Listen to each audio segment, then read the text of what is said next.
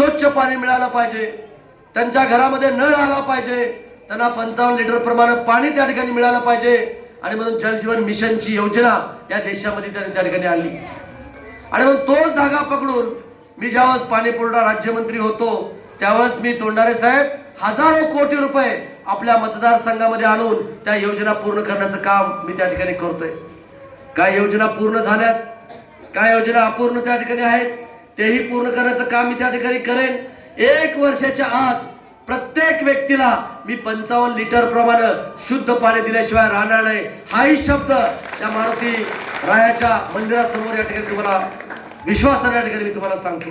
जीवन मिशनच्या योजनेअंतर्गत आपण पाणी पुरवठा तर केलीच, पण त्याबरोबरच मठपती साहेब पुढच्या 75 वर्षाचा विचार करून वॉटर ग्रिड योजना लातूर जिल्ह्यामध्ये 6 विधानसभा मतदारसंघ आहेत।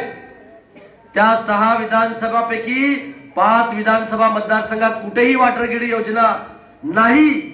ती वॉटर ग्रिड योजना मी इस्रायलच्या धर्तीवरती माझ्या उदगीर आणि जळकोट मतदारसंघामध्ये आणण्याचं काम मी त्या ठिकाणी केलेलं आहे। जवळजवळ 700 कोटी रुपये त्याला निधी उपलब्ध मी करून दिलेला आहे आणि जवळजवळ 60% काम त्या ठिकाणी पूर्ण झालेलं आहे। नांदेड मधून बारूळच्या धरणातून ते पाणी उदगीर आणि जळकोट मतदारसंघामध्ये आणण्याचं काम आपण त्या ठिकाणी करतोय।